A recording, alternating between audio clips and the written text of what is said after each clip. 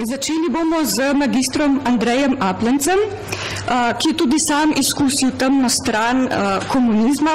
Kot dijak in študent je bil dvakrat zaprt na Golem otoku, kasneje je potem zaradi političnih razlogov odšel v Švico in potem v ZDA, kjer je dokončal študij. V ZDA je ostal do osamosvojitve Slovenije, po vrnitvi v domovino pa je bil aktiven tako v gospodarstvu kot v civilni družbi.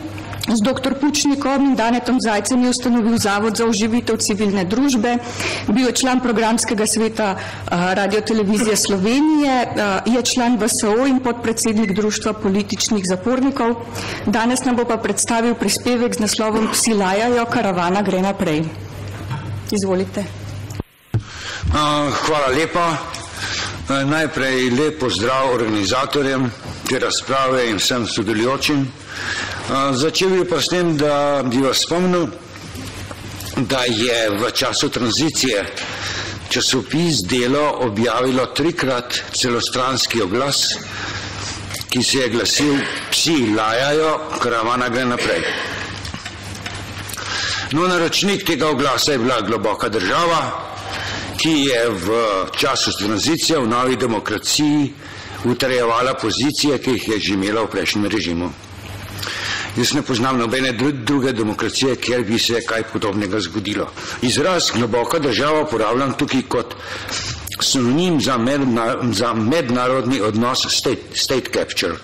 To uporablja tudi Svetovna banka v primerih tranzicije iz totalitarnih režimov v demokracije.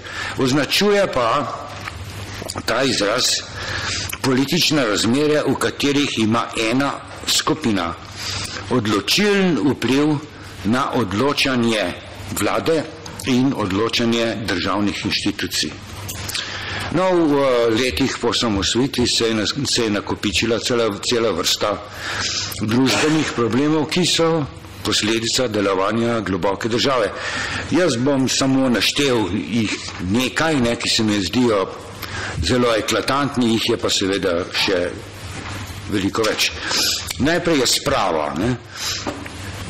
Torej je naivno pričakovati, da bo globoka država in da bodo vodilne politične osebnosti iz prejšnjega režima, da se bodo v resnici zavzemale za spravo. Razkol v slovenskem narodu, ki ga imamo, globoka država poglablja v svojo korist. Imeli smo resolucijo parlamenta, Evropskega parlamenta, številka 1096, leta 9, ki pravi, da je ohranjanje spomina na zapuščino nacizma in komunizma in da ohranjanje spomina na preteklost, da je to ključno, ker brez resnice in spomina ni sprave. No, naš slovenski parlament te resolucije nikdar ni podprl. Mi smo imeli tisto spravno ceremonijo v Rogu, ki pa je bila po svoje nujna in neizogibna, takrat so bili množični poboji v Rogu že seveda splošno znani. Kar pa ni bilo takrat znano, je bilo pa več kot 600 množičnih grobišč in seveda huda jama. Za vsa ta grobišča in za hudo jamo so odgovorni nekdani vodilni člani CK, slovenske in jugoslovanske KP. Vodilne osebnosti iz prejšnjega režima pa, ki so politično aktivne še sedaj, so pa seveda za vse to vedele in tudi zamolčale.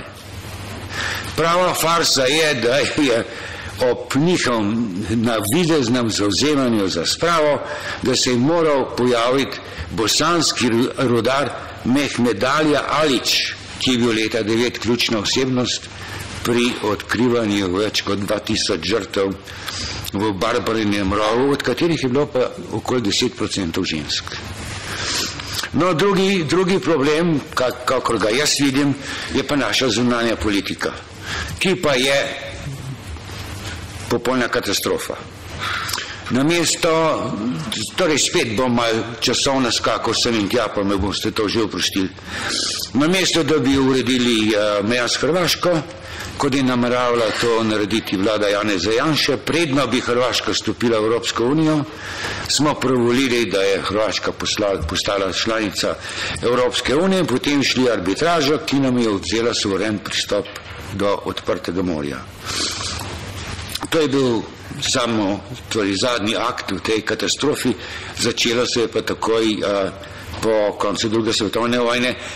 Pri tem bi pa recimo samo omenil primer Grčije, ki je vse do sedaj blokirala vstop Makedonije v Evropsko unijo samo zaradi imena. Pri nas se je šlo pa za suveren dostop na odprto morje in seveda za mejo. Zakaj je tako ravnala globoka država, je pa drugo vprašanje. No, takoj po koncu druge svetovne vojne je bila Pariška konferenca, kjer je bila leta 1947 podpisana pogodba glede meje med Jugoslavijo in Italijo, potem je bil londonski memorandum in tako naprej. In v tem je po mojem resnica popolnoma drugačna od tega, kar so nam uradno pripovedovali. Jugoslovanska partija je bila kot vse druge komunistične partije orientirana internacionalno in nacionalni interesi so bili v nasprotju z marksistično ideologijo in z stališča internacionale je bilo nujno, da Italija dobi Trst in vsaj nekaj tistega ozemlja, ki ga je zgubila, in tu so bili vodstva italijanskih komunistov in fašistov popolnoma usklajena. Vsi so torej svoje identistično stališče so bila njihova identična. Jugoslovanska KP se je dobro zavedala, kakšna je narodno zavest Slovencev in Primorcev, in zato smo imeli vedno tiste, torej Trst je naš, Trsta ne damo in tako na te parole. Dejansko je pa partija delovala v skladu s stališči komunistične internacionale. Tako je na primer popolnoma nepojmljivo, da je bilo v času takrat, ko je potekala Pariška konferenca, da je bilo nad Pokljuko sestreljeno ameriško transportno letalo DC-47. Pri čemer je umrlo vseh 5 članov posadke. To je seveda izvalo ogorčene proteste Združenih držav Amerike in tudi drugi zavezniki so si podobno mislili o torej stališčih takratnega jugoslovanskega vodstva, ki, do leta 1945 so letala istega tipa v Belo krajino dostavljala sanitetni in vojaški material za partizane. Do leta 1945. Leta 1946 pa isti tip letala se strelijo. No, zdaj, podatki so skopi, vendar po moji presoji to letalo ni bilo več kot 3 minute ali pa še manj v jugoslovanskem zračnem prostoru. V tako kratkem času menim, da je nemogoče, da bi lovca jugoslovanske armade vzletela z letališča na Lescah, torej našla to letalo in ga se strelila.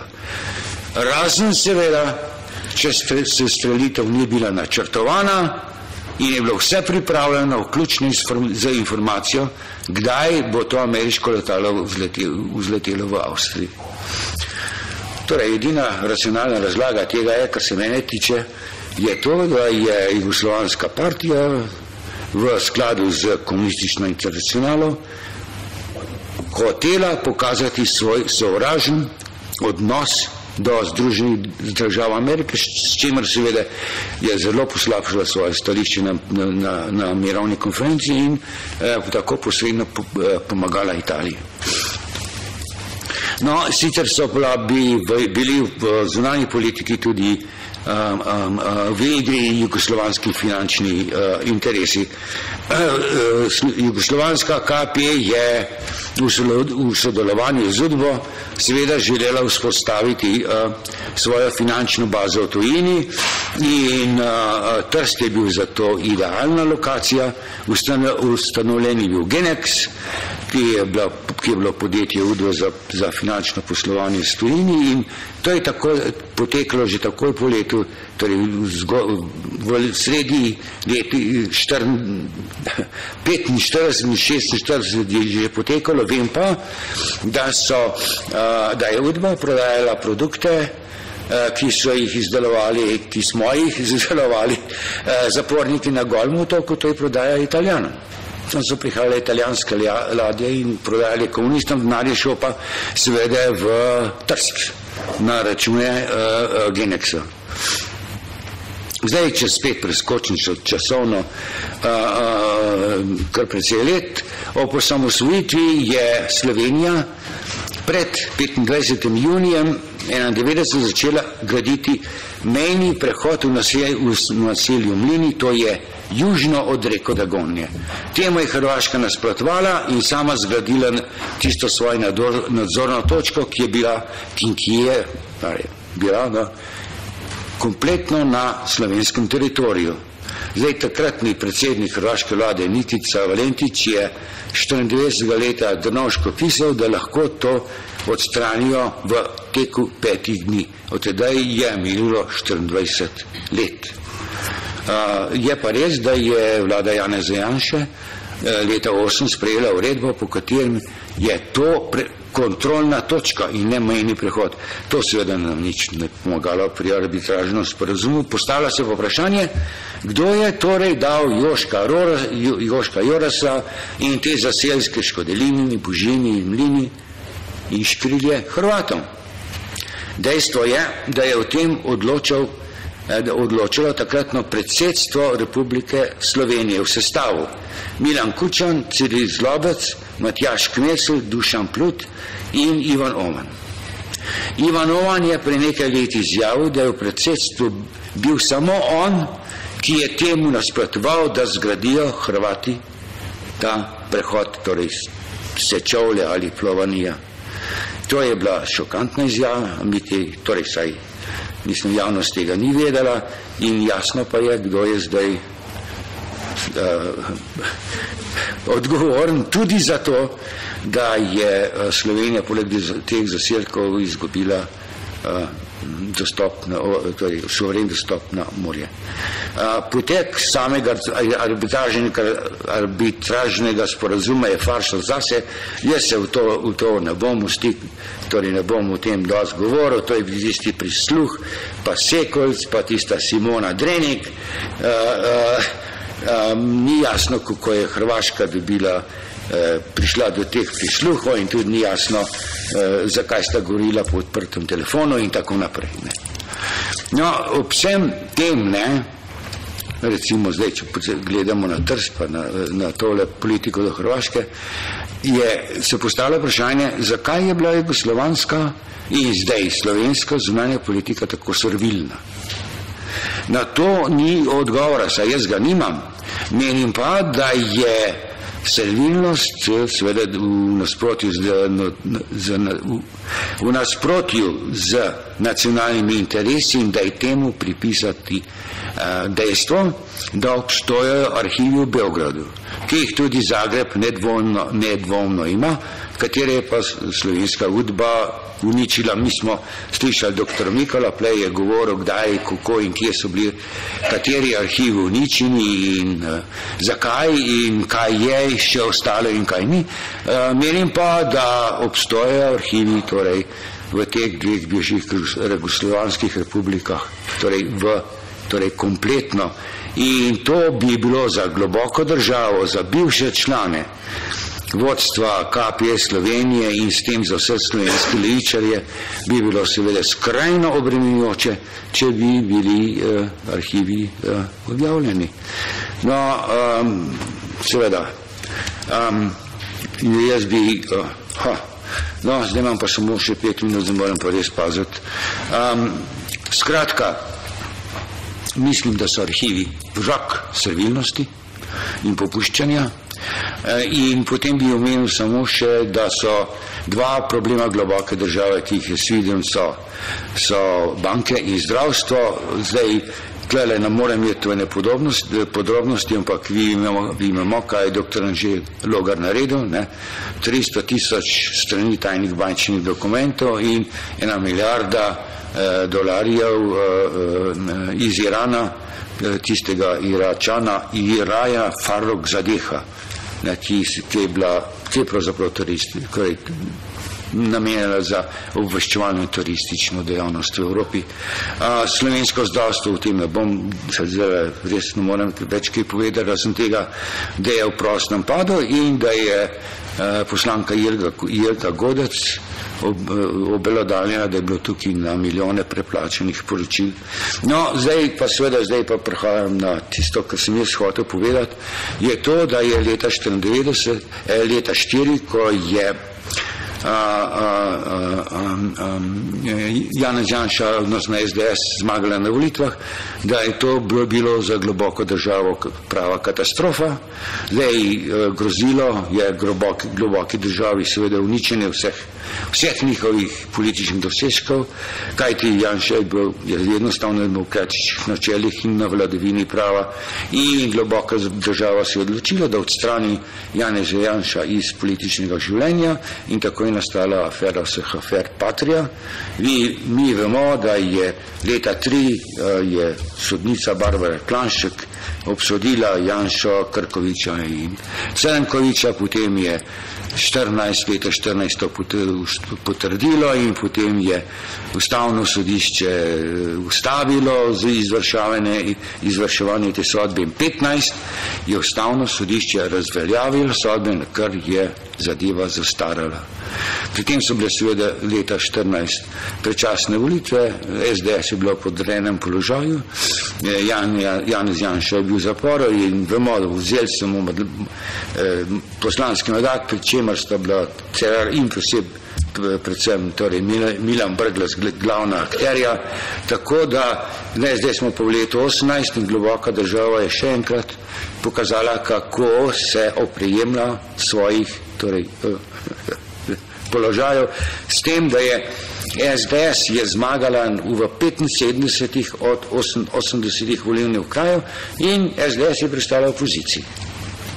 No, zdaj jaz ne vem, če imam še 1 minuto, no, zdaj pa za zaključno zadevo, malo recimo ena deloma zabavna zgodba.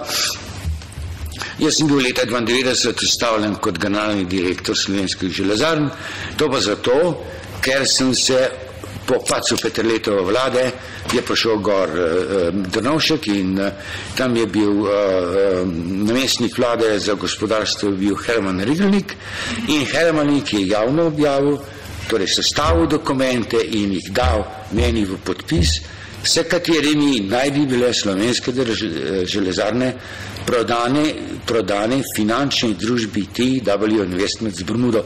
Zdaj vi vsi veste, na Bermudih lahko delate samo 2 stvari, ali se kopate v morju ali pa perete denar. No, jaz nisem tiste pogodbe podpisal, niti. In sem bil takoj odstavljen. Potem sem in zdaj je ta zanimiva zgodba, naslednjo leto sem vložil ovadbo na takratno temeljno državno tožilstvo. Zdaj ovadbo me je sestavljen zelo znan slovenski pravnik, ampak stvar je o tem, da so bili vsi ti pogodbeni dokumenti pripravljeni in tako naprej, brez javnega razpisa. In to je bilo takrat v nasprotju z zakonom, že zato ovadba stoji, recimo, ne samo na ničenem drugem, ne na tem. No in leto, torej kot sem rekel, 93. leta sem je vložil na temeljno državno tožilstvo in čeprav po zakonu mora tožilstvo vlagatelje ovadbe obvestiti, kaj se je z ovadbo zgodilo, je sprejeta, zavržena ali karkoli že.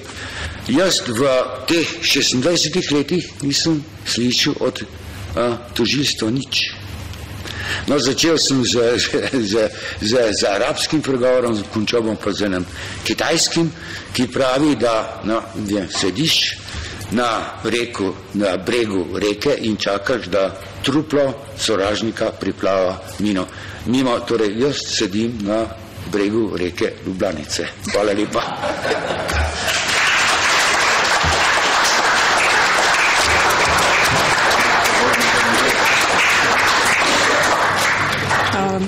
Hvala, magister Aplen, za to izjemno zanimiv prikaz družbenih problemov v času postkomunizma in tako imenovane globoke države. Z naslednjim prispevkom gremo pa še v zamejstvo. Gospod Ivo Jevnikar, tržaški Slovenec, je novinar, publicist, raziskovalec polpretekle zgodovine Primorske in njenih ljudi. Največji del svoje poklicne poti je namenil poročanju o Slovencih v Italiji. Od leta 80 do upokojitve je bil zaposlen v slovenskem uredništvu RAI v Trstu, nazadnje kot glavni urednik. Seveda je sodeloval tudi pri razstavi Temna stran meseca in za svoje novinarsko in raziskovalno delo je pred leti prejel Jurčičevo nagrado. Danes nam bo predstavil odkrivanje zamejske temne strani meseca. Izvolite.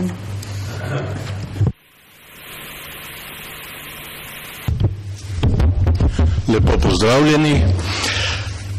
Ko sem si nedavno ogledal stalno razstavo o Hitlerjevem trinoštvu, začasno razstavo o nacističnem sodstvu in pa knjižnico ustanove Topografije terorja, ki ima svoj sedež v svojevrstno oblikovani stavbi na parcelah, kjer je nekoč stal osrednji sedež Gestapa v Berlinu, sem se zamislil v naš odnos do slovenske totalitarne preteklosti. Muzeja o zločinih in strahovladi Ozne, Udbe, SDV-ja ter njihovih naredbodajalcev nimamo. Brez širokega poznavanja tudi te preteklosti, ne le svetovne politike, gospodarskih trendov in duhovnih tokov zadnjih desetletij, pa ni mogoče razumeti naše bližnje zgodovine in tudi ne mnogih pojavov sedanjosti. Na razstavah v nemški prestolnici so na primer pomenljivi seznami nacističnih sodnikov in različnih funkcionarjev z obsodbami, ki so jih po vojni doletele, ali pa z omembo kariere, ki so jo mnogi nadaljevali v Demokratični zvezni republiki Nemčiji. Večkrat smo tako v matični Sloveniji kot v zamejstvu nejevoljni zaradi počasnega spreminjanja miselnosti in razmer. Avtorja študije Prevarani sokoli Ivan Čuk in Alex Leo West sta to učinkovito zabeležila, naj navedem. Sedanjost in prihodnost bremeni dejstvo, da so komunisti uspeli ohraniti mehanizem reproduciranja komunističnih vernikov, ki komunistične ideološke konstrukte in potvorbe doživljajo kot nespodbitne verske dogme. A pomisliti moramo, da je bil nacistični režim na oblasti 12 let in da se Nemci že 73 let ograjujejo od njegovih strašnih zločinov. Komunizem pa je v Sloveniji uradno vladal 45 let in demokracija je stara le 28 let. Do nje je slovenski narod prišel po mirni poti in brez lustracij. In čeprav se bo to komu zdelo čudno, moram povedati, da prej omenjeni mehanizem reproduciranja vernikov deluje tudi med Slovenci v Italiji, kljub temu, da so bila v zamejstvu povojna desetletja seveda čisto drugačna. Ko sem se pripravljal na ta poseg, sem prelistal svojo mapo z gradivom z pripravljalnih srečanj za razstavo v pomladi 97. Nanje me je pobudnik, pisatelj Drago Jančar, povabil na predlog zgodovinarke Jere Vodušek-Starič, ki pa se je pozneje umaknila iz delovne skupine. Razstava naj bi bila pozitivna in etična provokacija, je poudaril Jančar, piše v zapisniku prvega širšega sestanka 23. aprila 97. Iz časa od snovanja do izvedbe razstave novembra 98 se v moji mapi znašla tudi vrsta odmevov na predavanje, ki ga je imel 6. septembra istega leta na študijskih dnevih Draga 1998 na občinah pri Trstu Jože Pučnik. V razmišljanju sprava kot izhodišče za civilno rast Slovencev iz naroda v državo je dregnil v dotedanje recimo uradno zgodovinopisje, ki se je odzvalo dokaj razdraženo. Za ogled razstave v prvi ljubljanski postavitvi je bilo v 2 mesecih prodanih skoraj 12.000 vstopnic. V še krajšem obdobju je bila pokupljena prva naklada 3.000 izvodov obsežnega zbornika. In odmevi, nekaj smo danes že slišali, zelo zanimivi na tujem, v domačih vodilnih medijih ne toliko.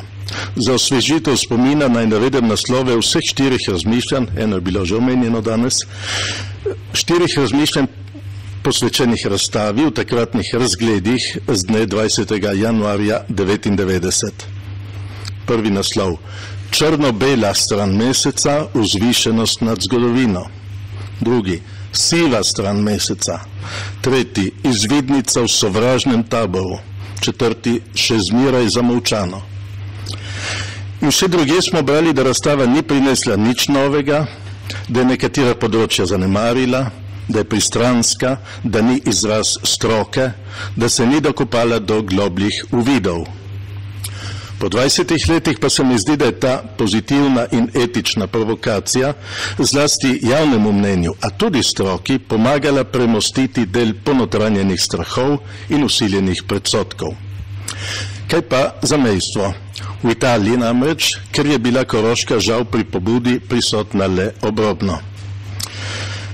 Razstava z več zamejskimi eksponati, ki jih najdemo preslikane tudi v zborniku in razmišljanje podpisanega, med rojaki v zamejstvu niste imela kakega posebnega odmeva.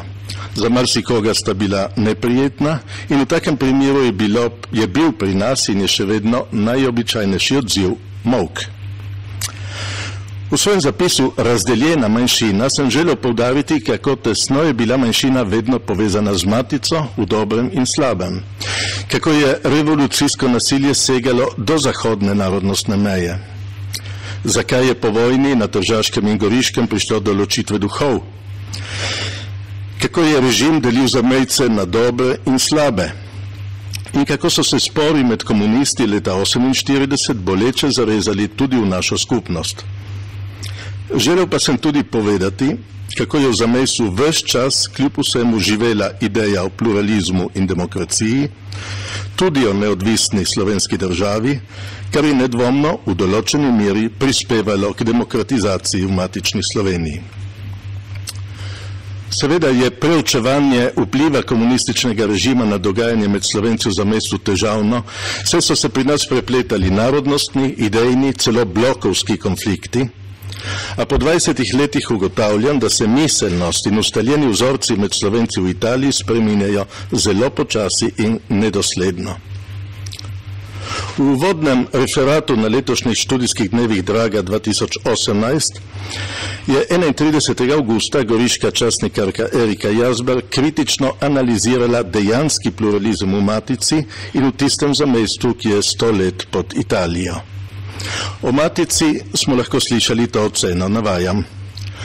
Kljub zavirani tranziciji so iz pomladnega vrenja v matici nastali in se razvili mediji in sredine, ki ponujajo alternativen pogled na dogodke in ljudi, pretekle in sedanje, nudijo tudi v pogledu intelektualne, akademske, družboslovne, filozofske tokove po Evropi in v svetu, ki utripajo zunaj dinamik dedičev levice oziroma marksizma. Omenjeni mediji, sredine, pogledi ostajajo sicer v matični javnosti marginalni, sistem jih kontinuirano nelegitimira, ne razpolagajo z dnevnikom. V skoraj 30 letih, odkar obstaja samostojna Slovenija, predsednik republike še ni postal Slovenec, ki bi izhajal iz slovenske pomladi. Vendar, da obstaja druga plat zvona, je med matičnimi Slovenci sprejeto, pa čeprav ta druga plat zvona nima enakopravnega mesta v javnosti. Globoka država ohranja dominantne pozicije na pomembnejših področjih, od gospodarstva do politike, sodstva, fakultet, kulture, medijev, tudi športa. In vse kaže, da do večjih zasukov ne bo prišlo tako kmalu. Res pa je tudi, da je marginalnost nekaterih pomladnih sredin obratno sorazmerna z njihovo vitalnostjo. Konec navedka. Glede zamejstva pa so bile njene ugotovitve zaskrbljive, navajam. Postopno je prevladala ena vizija sveta, nekatere teme, razlage in ljudje ostajajo naši javnosti nedostopni. Tisti del naše skupnosti, ki smo ga pred letom 1989 nazivali z oznako demokratični, pod tem klobukom pa so bili pridevniki katoliški, krščansko-socialni, narodno-liberalni, svobodomiselni, je popustil pri nudenju svojih poudarkov, še prej pa svojih vsebin. Deloval je v težkih pogojih, nedvomno, brez zaslombe v matici, brez poklicnih struktur in brez pravih prijateljev pri italijanski večini. Zgodilo pa se je, da na prehodu med generacijami ni znal tega dela družbe oplemenititi z vsebinami, ki osmišljajo njegov obstoj, ni znal formirati kadrov, ki bi prijeli za delo v odborih poklicnih ustanov ali ponujali na nivoju javnega mnenja dogodke, ki dajo drugačne odgovore na aktualna vprašanja v današnji družbi. Njegovi predstavniki danes v najboljšem primeru previdno izražajo svoje stališča, če že ne prav molčijo. Najraje se ukvarjajo s takimi temami, ki pri usmerjanju javnega mnenja ne odigravajo bistvene vloge, pri formaciji mladih še manj. Konec navedka. Da se tudi v zamejstvu po padcu komunizma ni povsem uresničila pluralizacija v medijih, gospodarstvu, ustanovah skupnega pomena, kar vse vpliva na javno mnenje, je seveda deloma posledica šibkosti tradicionalno nekomunističnega dela manjšine, a tudi še vedno močnih starih povezav v matici in je torej tudi zapuščina totalitarne preteklosti. Kriza italijanske levice je v zadnjih letih še bolj razpršila volilne glasove Slovencev, ki jih je režim v Sloveniji silil v vključevanje v tako imenovane vsedržavne napredne stranke. In tako se je tudi zmanjšal vpliv Slovencev v italijanski, državni in krajevni politiki. V senat je bila na letošnjih marčnih volitvah na listi Demokratske stranke izvoljena neodvisna kandidatka Tatjana Rojc, a to le zaradi spleta srečnih okoliščin. Prvič po ustanovitvi avtonomne dežele Furlanije Julijske krajine leta 1963 pa slovenska levica aprila letos ni izvolila svojega zastopnika v deželni svet. V njem sta izmed 49 deželnih svetnikov po zadnjih volitvah dva Slovenca, predstavnik samostojne slovenske stranke Slovenska skupnost Igor Gabrovec in z organiziranim slovenskim občestvom malo povezani predstavnik lige Danilo Slokar. Odnos italijanske večine do slovenske manjšine se v letih po padcu Berlinskega zidu, demokratizaciji Slovenije, osamosvojitvi, vstopu v Evropsko unijo, uvedbi evra in šengenskega režima na mejah postopno, a občutno izboljšuje. V času po razstavi Temna stran meseca je bil leta 2001 v Rimu vendarle izglasovan zakon za varstvo pravic slovenske manjšine. Deželni svet Furlanije Julijske krajine leta 2007 izglasoval še svoj zakon o pravicah slovenske manjšine. Žal pa je prišlo do teh ukrepov, ko je bila narodna skupnost že zelo zdelana in zdesetkana, tako da se nekaterih zagotovljenih pravic ne poslužuje v pričakovani meri. To velja na primer za vračanje izvirnih priimkov, za javno rabo slovenščine in podobno. Zaščitni zakon pa poleg tega zahteva sprožitev vrste postopkov pred uresničenjem načelno sicer priznanih pravic, tako da se še vedno izvaja delno in počasi. Prizadevanja za enakopravnost in medsebojno razumevanje pa niso nikoli končana. V sožitje med Slovenci in Italijani ter med Slovenijo in Italijo je na primer hudo posegel italijanski državni zakon iz leta 2004, ki je na 10. februar vsakega leta uvedel, navajam, dan spomina na žrtve kraških brezen, na begunstvo Istranov in Dalmatincev ter na dogodke ob vzhodni meji. Širom po Italiji je ta zakon, a ne pozabimo tudi na nekatere izjave nekdanjega predsednika Napolitana, pripomogel k kriminalizaciji Slovanov, v navednicah, zaradi povojnih pobojev, ki so jih v prvi vrsti, kot vemo, zakrivili revolucionarna komunistična ideologija in praksa, tako Slovencev in Hrvatov kot Italijanov. Seveda se najdejo uravnoteženi šolniki, a večina premnogih udeležencev šolskih in drugih izletov z Apeninskega polotoka, ki v Trstu obiščejo le Bazovsko fojbo in nacistični lager Rižarno, o Slovencih ne zve veliko pozitivnega, o Italijanih pa malo negativnega. Dejstvo je, da do italijanskih zgodovinarjev težko pridejo podatki o novih raziskavah in spoznanjih v Sloveniji, tako da velikokrat ostajajo pri stereotipih glede naše polpreteklosti. Skrajna desnica pa si v svojih tiskanih in spletnih publikacijah celo prisvaja slovenske žrtve revolucionarnega nasilja in jih predstavlja kot mučence italijanstva. Meni se je zgodilo, da sem po večeru italijanskega društva v Trstu, ki je bil posvečen krščanskim žrtvam vsakršnega nasilja na širšem tržaškem območju med vojno in tik po njej, ter sta ga oblikovala tudi slovenski in hrvaški predavatelj, znašel v manjši družbi Italijanov. Starejša begunka iz Istre je med drugim izjavila: ja, ko bi bili vedeli, koliko ste zaradi komunizma prestali tudi vi, bi vam bili lažje odpustili.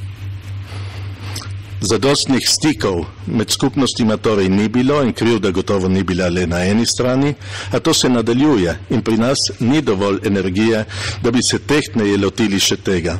Občutljivi ljudje iz Matice pa bi danes po Italiji naleteli tudi na hvaležne sogovornike.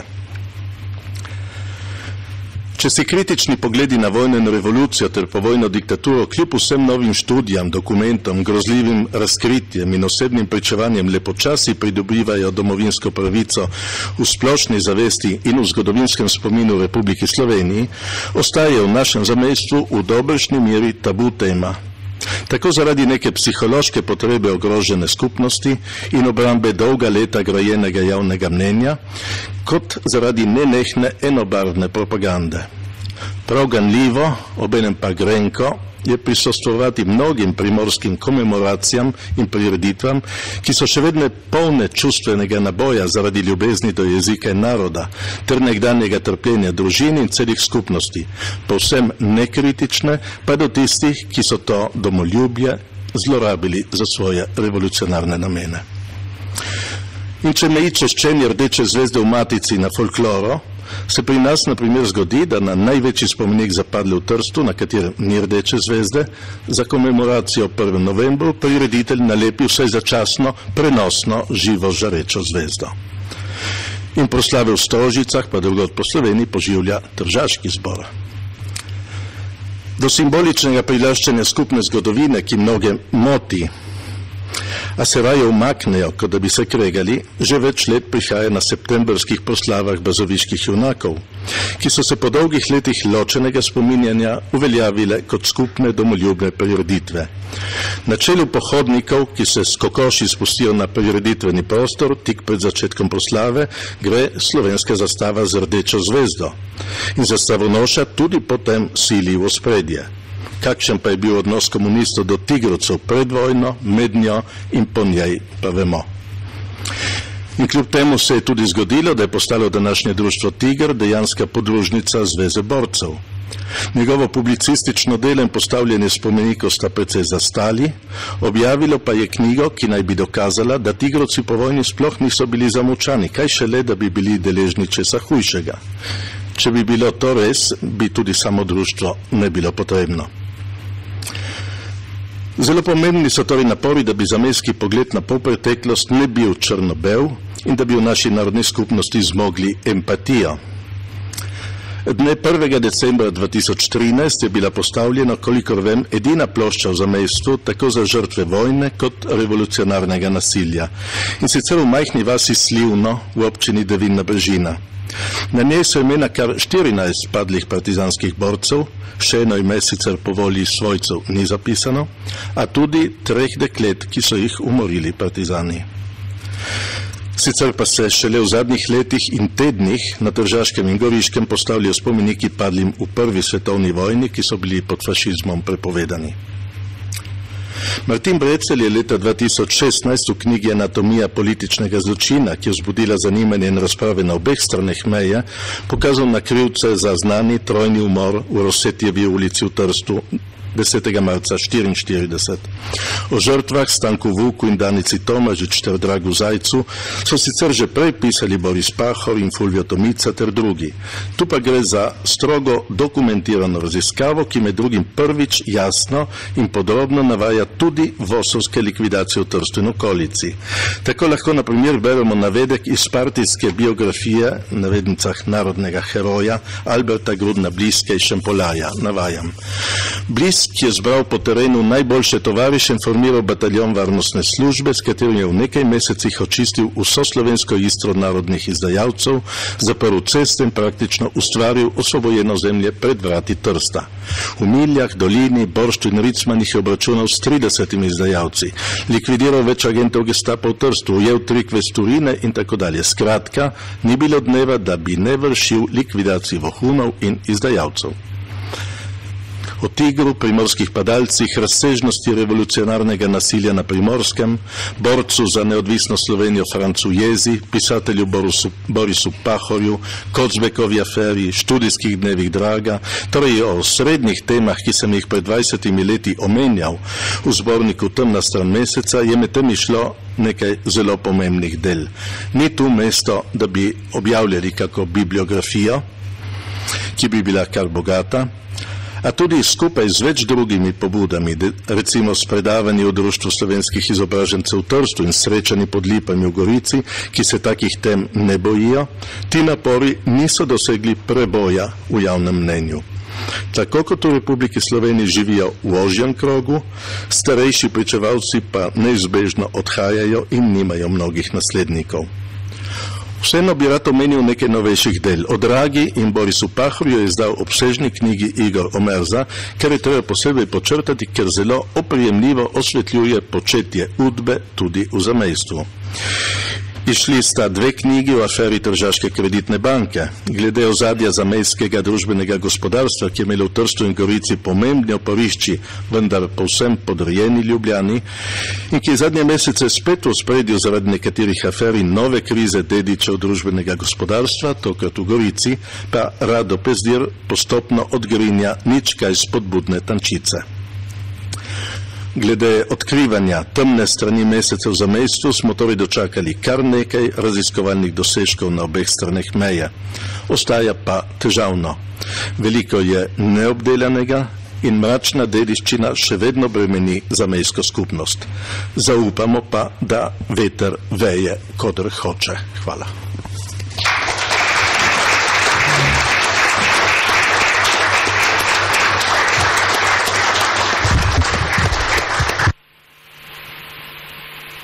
Hvala, gospod Levnikar, za vaš pogled v zamejsko problematiko, kjer, kot smo slišali, žal tudi še prihaja do težav pri pluralizaciji javnega mnenja. Zdaj pa še k zadnjemu predavatelju, Janez Suhadolc, arhitekt in dolgoletni profesor na Fakulteti za arhitekturo v Ljubljani.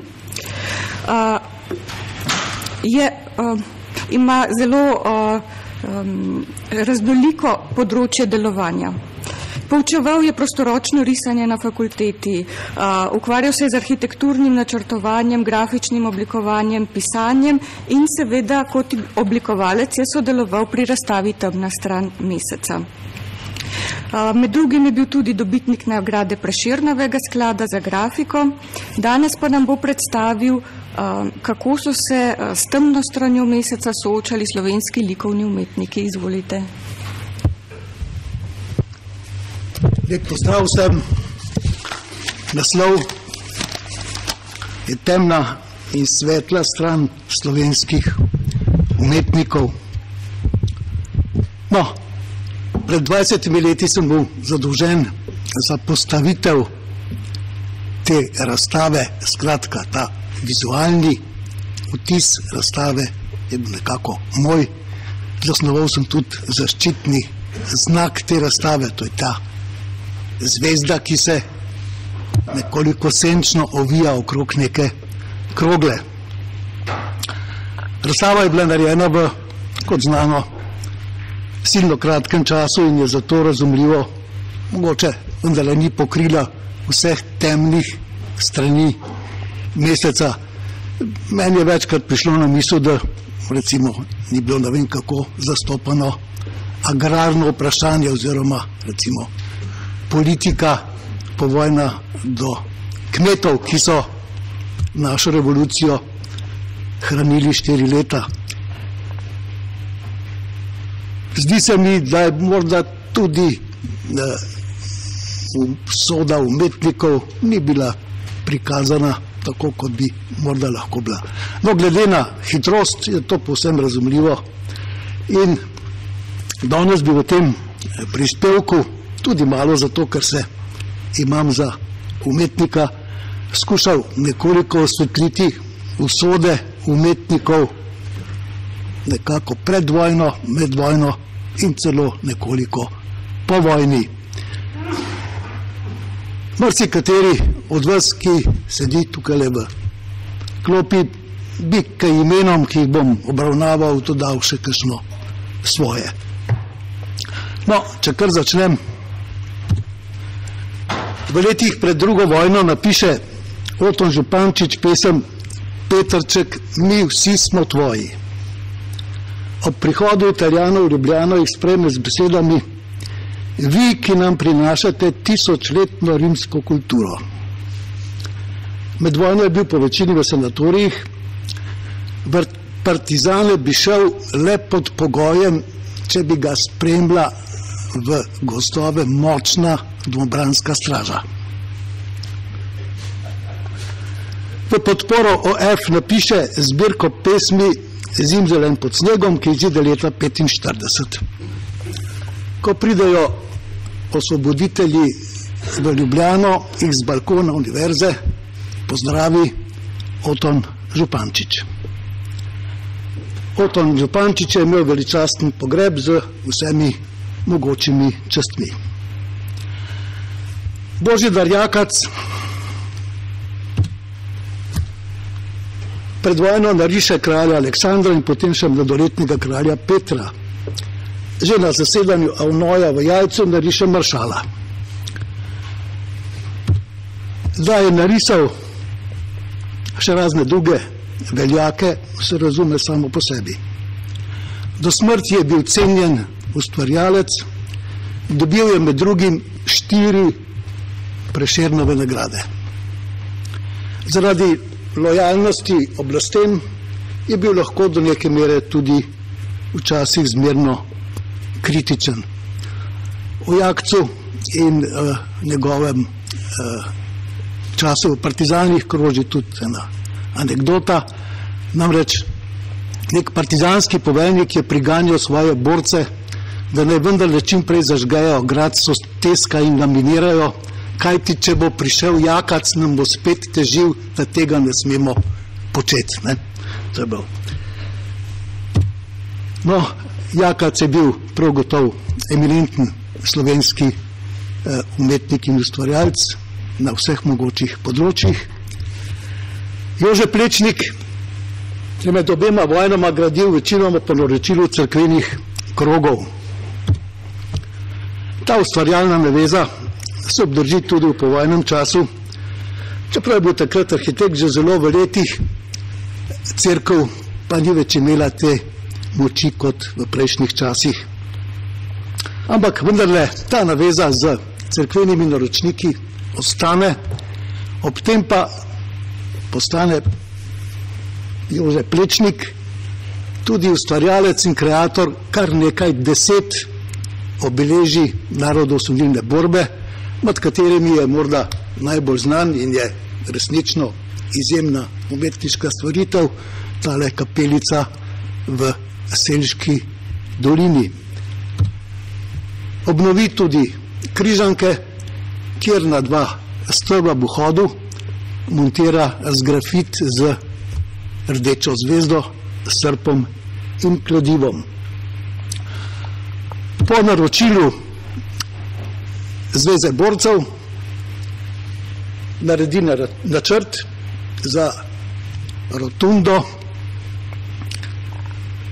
maršalu Titu na Brionih.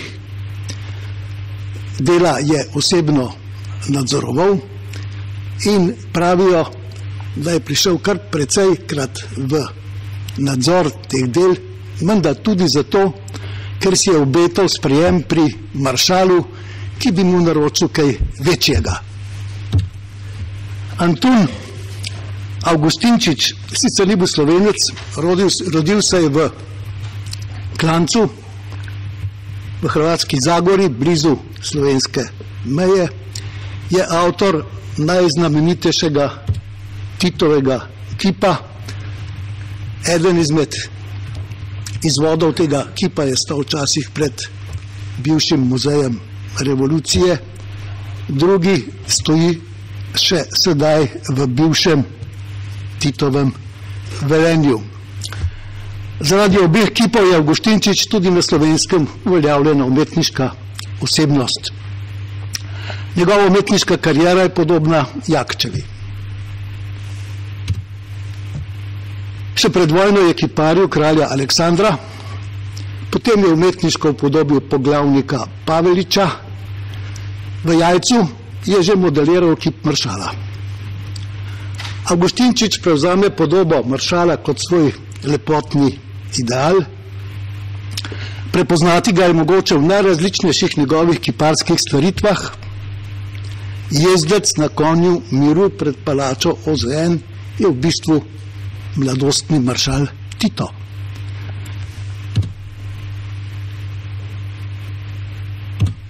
V rdeči črnogorski granit je vklesal podobo lepe Jovanke kot konkurentke egiptovski kraljici Nefretete.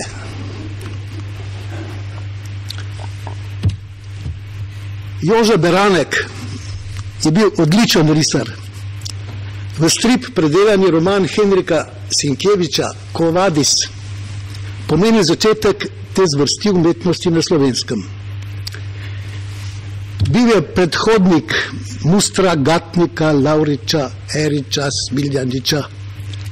Zanimivo, kdor obravnava razvoj in zgodovino slovenskega stripa, Beranjeka po pravilu izpusti. Kakorkoli že, Beranek med vojno riše plakate za domobrance. Ob koncu vojne zanj ni bilo usmiljenja, po nekaterih pričevanjih naj bi bil ubit na najgrozovitejši način, iztaknil naj bi mu očesa.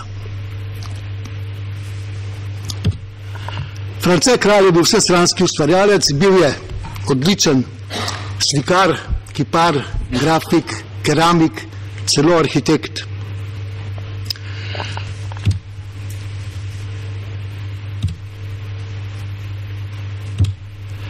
Njegova portretna plastika Janeza Evangelista Kreka v veži ene ljubljanskih hiš je za moje pojme najboljše delo svoje vrste, kar jih poznam v slovenski umetnosti. Mislim, da je bil v svojem času najmočnejša umetniška osebnost na Slovenskem. Med vojno je poučeval med drugim keramiko na srednji tehnični šoli in je tam razstavljal tudi svoja dela. S tem je kršil kulturni molk, prepoved kulturnega ustvarjanja v okupirani Ljubljanski pokrajini, ki ga je samovoljno zapovedala Osvobodilna fronta. Ni mu bilo odpuščeno, po vojni je bil in živel dobesedno v bedi. Nikoli ni dobil Prešernove nagrade. Janez Jalen izda med vojno svoje znamenite bobre. S tem je kršil kulturni molk. Bobri so bili še dolga leta po končani vojni na indeksu, torej to čtivo, ki je domoljubno, ki ima celo elemente nekega slovenskega pisanja ala Karl May in podobno. Skratka, to čtivo je bilo po končani vojni na indeksu, da se seznamu prepovedane literature. Avtor Bobrov je bil do smrti v nemilosti pri novih oblasteh. Slovenska literarna zgodovina ga še zdaj komaj omenja ali pa sploh ali pa je še zdaj v vsaj teh preglednih tiskih ni omenjen. Torej, Bobri na indeksu. Emilijan Cevc napiše in publicira Preproste stvari leta 1944, govori o slovenskih starosvetnostih, o nekem zavedanju za slovenstvo in podobne stvari, ker je kršil kulturni molk, mu ni bilo nikoli odpuščeno. Bil je sicer član SAZU, ni pa dobil profesure na univerzi. Ivan Mrak je bil pisatelj za svoje čase nadstandardnega videza, obnašanja, pisanja, nagnen. Mrzek je bil predvojnim, medvojnim in povojnim oblastem. In večkrat sem se rekel, Mrak, ta je pa ta prav. Ta se pa ne da nikomur se ne bo uklonil, nikomur se ni priklonil, zmeram je samo svoj, zvest sam sebi, dela to, kar misli, da je najbolj prav. Ampak potem sem nekje prebral, da je šel po vojni k Josipu Vidmarju in ga je poprosil, da mu je zrihtal pokojnino. Josip Vidmar stopil v partijo šele leta 1969, takrat, ko Sovjeti ponovno osvobodijo Češko-Slovaško. Drugače se je imel za liberalca. Kot je znano, je bila v Vidmarjevi vili pod Rožnikom ustanovljena antiimperialistična fronta, kasneje preimenovana Osvobodilno fronto. No, kljub temu se je po vojni preselil v večjo Dukičevo vilo, tudi pod Rožnikom. Že pred vojno je bil uveljavljen prevajalec in umetnostni kritik, uničujoča kritika, na primer Veronike Deseniške, je avtorja Otona Župančiča spravila v obup.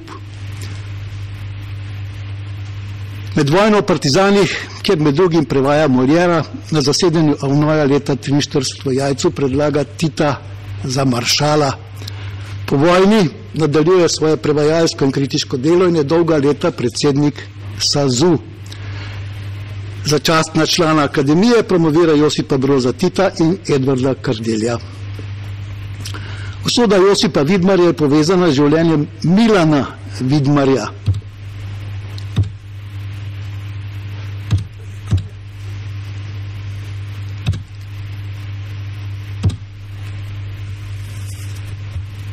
Ki je bil šahovski velemojster in velik strokovnjak na področju elektrotehnike. Kot predsednik Akademije znanosti in umetnosti od leta 1942 do leta 1945 celo doseže pri nemških okupacijskih oblasteh, da se ustanova preimenuje v Slovensko akademijo znanosti in umetnosti. Po vojni postane cenjen univerzitetni profesor, še se ukvarja s šahom.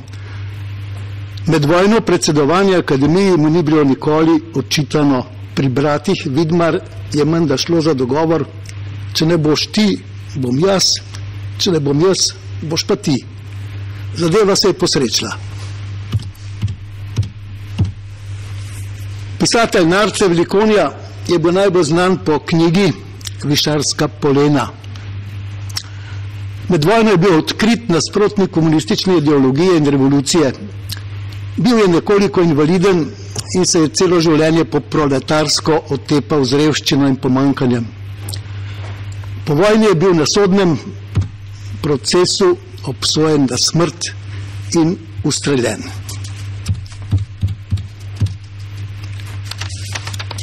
Slavko Pengov je pred vojno poslikal cerkev na Bledu, po vojni Titovo vido tudi na Bledu, pa še palačo CKZKU v Beogradu in palačo ljudske skupščine, sedaj parlamenta v Ljubljani, kjer se ta hip tudi mi nahajamo. Na Ljubljanski akademiji za slikarstvo je bil profesor, bil je finančno uspešen, za tiste čase si je zgradil nenavadno in razkošno hišo za Bežigradom.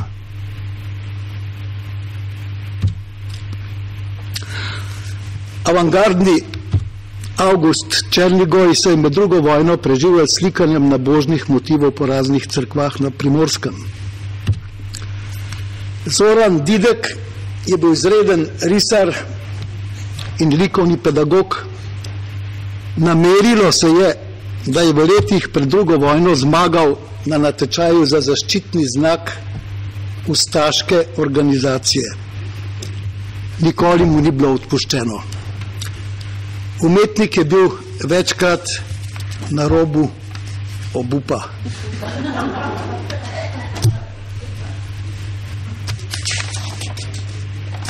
Kiparski opus Lojzeta Dolinarja je velikanski. Njegova, zdaj malo spuščam, veste, ne, ker me prgajnajo, ne. Njegova žalujoča giganta na grobu Janeza Evangelista Kreka sta najboljše, kar ponujajo ljubljanske žale. Bil je avtor spomenika kralju Aleksandru I. ljubljanski zvezdi in kralja Petra I. pred ljubljanskim magistratom. Oba so razbili Italijani po zasedbi Ljubljane, posebno Peter, to je tale, je bil najodličnejše spomeniško delo. Če ne bi uničili Italijani, bi jih pa povojna oblast. Dolinarjev predvojna aktivnost ni čisto nič škodovala. Po vojni je bil cenjen avtor mnogih spomeniških del na temo revolucije in NOB po celi bivši Jugoslaviji. Nekaj časa je imel kiparski atelje kar v Beogradu. Njegova je na primer spomeniška kompozicija posvečena NOB v Kranju. Umetniki združeni v Neue Slovenische Kunst podtaknejo okrog leta 1985 za proslavo dneva mladosti nekoliko prirejeno repliko nacističnega plakata. Tole je nacistični plakat, tole je pa njihova predloga. Za kaj podobnega bi bili v letih po vojni dobesedno ob glavo. Toda 40 let kasneje, tudi 40 let kasneje jim je nekoliko trda predla, pa kaj. Časi so bili drugi. Povedali so, da gre za transpozicijo forme, ki je ne gre enačiti ali primerjati z ideologijo, razumevati je treba večplastno izpovednost umetniških prijemov, poštevati je treba negacije v korelatih izbranih motivov ali tako nekako. Povedali so še, da je neizobražen vsak, ki njihove umetnosti ne razume. Še pred zamenjavo sistema postane NSK, slovenski kulturniški izvozni artikel, z velikimi državnimi subvencijami in podporami. Stanje še traja.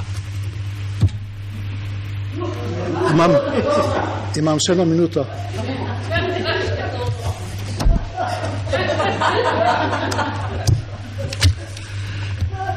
Pesnica Svetlana Makarovič, avtorica Per in žene, Kačjega pastirja, Sapramiške in tako naprej, zavrne leta 2000 veliko Prešernovo nagrado na odru tik pred podelitvijo.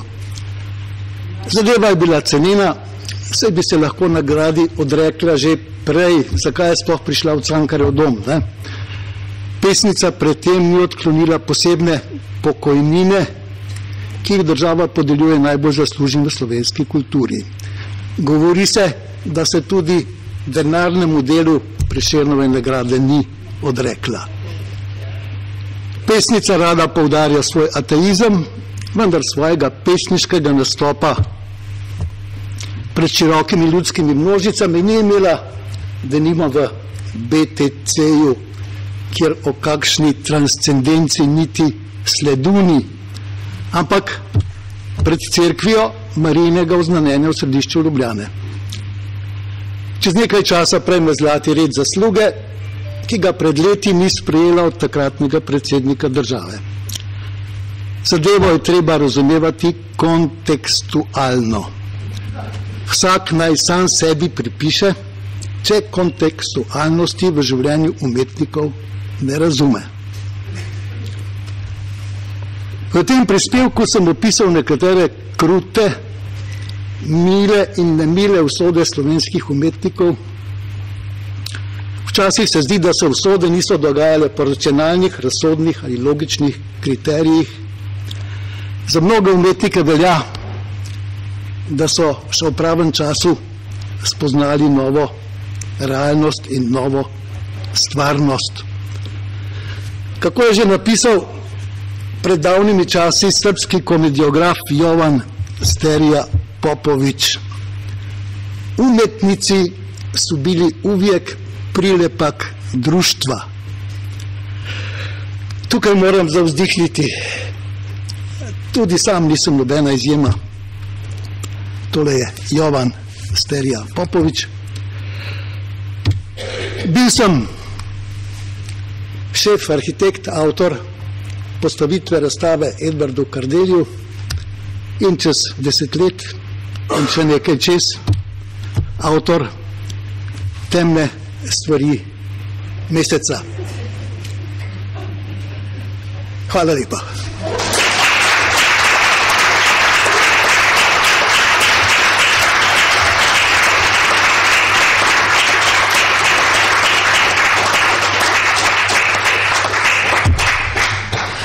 Hvala, gospod Sukadolc. Mislim, da smo vsi z velikim zanimanjem poslušali o usodi.